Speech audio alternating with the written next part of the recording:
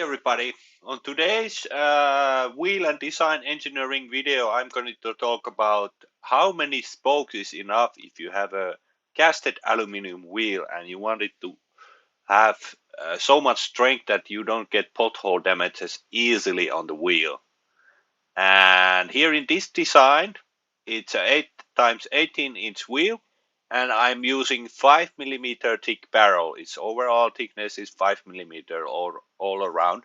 And then I have these various spokes here, and I changed just the number. And I have added here in the corners 3mm radius in this design. And we're gonna talk about later about the radius also. But force I'm using is 20,000 newtons, which is a pretty reasonable amount of impact, which is possible to get easily if you're riding a low profile tires. That much force you can get quite easily on the barrel outer edge, meaning the tire will not take the impact, it will come through the tire directly on the barrel's outer edge lip. And here the width of this impact area is 75 millimeters, so about 3 finger width is where it will hit. And if you look bended wheels, that's mostly what kind of impact area is bent if you have hit a pothole. Depending how hard you hit and how big pothole or curb you drive, the area can be bigger or smaller, but that's quite close what it normally is. And we will start with this 10 spoke design. This is very popular amount of numbers. I will not go through a smaller amount of spokes because I think it's not strong enough. You can make it strong enough, but then it's not about the spoke count anymore. It's about the design of this barrel, and you need to add a lot of material on the outside edge to make it strong enough to hold the impact. And do notice also that if you have a wheel and you hit a pothole, normally you hit on both sides of the barrel or inside and outside edge. So the actual force might be in this case like 40,000 Newton meters, but I just leave now the inner side of the barrel impact totally out. It will just bend the wheel a little bit more, and the outside barrel in most cases takes the most of the hit because it's much stronger here on the outside. So here it's a 356 T6 aluminium. So its yield strength is 165 megapascal. So that means after that the wheel starts to bend. And the tensile strength of the material is 235 megapascal, which is here put as the highest level. And after that, the color here in the FEM simulations is red, which means it will break or crack probably, depending how much you have the red color. Like you see there's a lot of red color under here and over here. But not on the top part. So probably this will not break the wheel totally, it will just bend it. And here in the corners you have 591 megapascals, which is a lot. If you go 10 or let's put once this simulation there, how it behaves. So it bends, and there it comes back. That's about it. If we look how much the bend will actually be, we can look the millimeters, how much it flexes, and it will bend only like 2 millimeter or 1.9 millimeter. The whole wheel flexes 0.2 millimeters, so you always need to take it off from that flex number. So it's like just a minor bend in the wheel.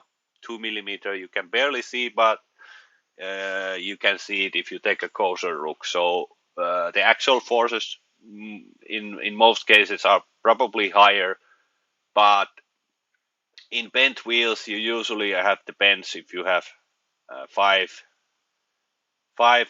to 10 spokes. That's much easier to get bends in those wheels. But also in this wheel, you can have a bend. So 2 mm bend if it's a 10 spoke wheel. Let's take a look if we go to 12 spokes, how it looks, the stress levels. Okay, we already have much less area red here, and it's looking better. The maximum stress is 548 on the corners, but still a lot of red. We won't take much more time in this one. We go to 14 spoke design. Here you can see on the top corners of this barrel where it actually moves closer to the spokes all the time, this force area. That's why the stresses are getting smaller, and here you can see we have much less, again, red area here in this wheel. And maximum stress has dropped to 532. We go to 16 spokes, and here it's starting to look quite good. If we would add here bigger radius in the corners, it would probably hold quite nicely. In normal race wheels, you have like 10 mm radius here in the corners, and that helps a lot. So don't put too small radius in your wheel corners, or you will crack it easier or bend it easier. What has happened to the bending? Let's look. Only 0.9 mm bend here if you go from 10 spokes to 16 spokes. So you have half a time less bend in your wheel, and probably the bend after this impact won't be even noticeable. Hard to say. I'm not so good expert in wheel design, but I would say it has a minor vibration in the wheel after impact like this, but not a lot, because here in the corners you still have quite big red areas. You go to 18 spokes, and now you can see the 75 mm impact area is already at the edge where the inner spokes start to be. So impact from here starts to get much lower faster.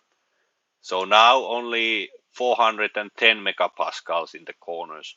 If I put here big radius, this would hold nicely, but some people like to design wheels which have smaller radius in the corners, so that's what it is.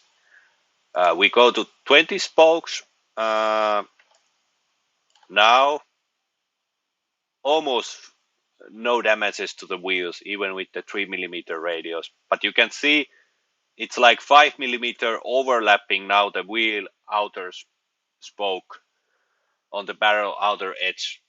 So it's the force is starting to be carrying more and more directly on the spokes, and that's what makes it stronger, of course. If we look now how many millimeters the impact is, it's like 0.6 mm, and where it's actually high stress is only in the corners, and it's a compression. So I would say this would be most likely no damage to the wheel. But I have modeled also a version with 22 spokes, and here it's only the outer edge where it's red. So this would most 100% definitely have no impact on the wheel. And here you can see the impact, 75 mm with impact area, is now on the halfway of the spokes, and after that the impact doesn't make any dents to the wheels. And if we look these wheels simulations, how it looks, the whole wheel is moving up and down, because at the moment I have the long 260 mm arm there, which flexes more, which impacts again this simulation a little bit, so it flexes more than it actually will, but the corner stresses and stuff like that is still normal. And here the maximum stress is, I don't know where it actually went. Disappeared the maximum. There, 280 megapascals on these corners. So if here would be 5 millimeter, that would be already lower than 235, and 10 millimeter, again there would be not so much yellow. It would move to this green area then, the whole wheel.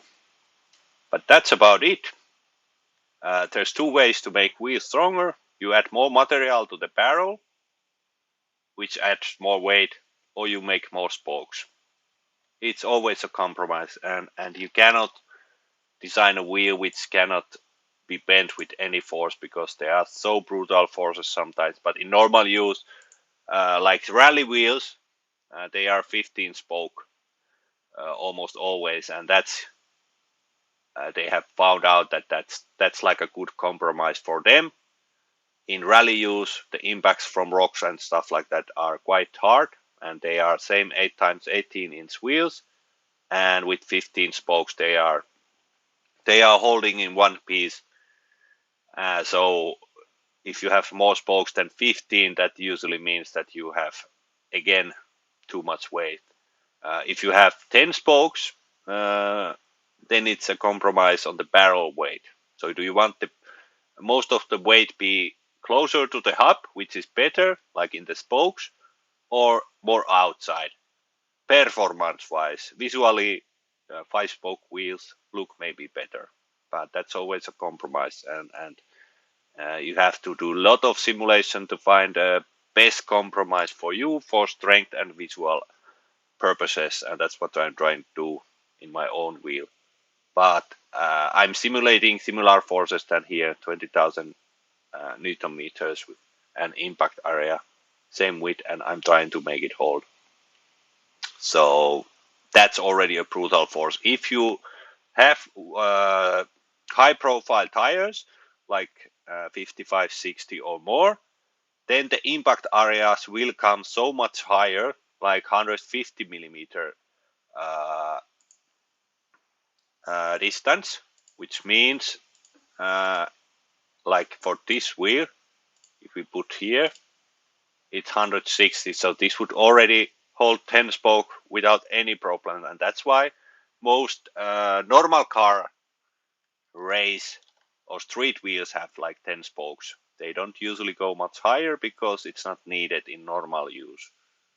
If you drive on track and have bad roads and stuff like that, then you need more spokes or more material on the barrel.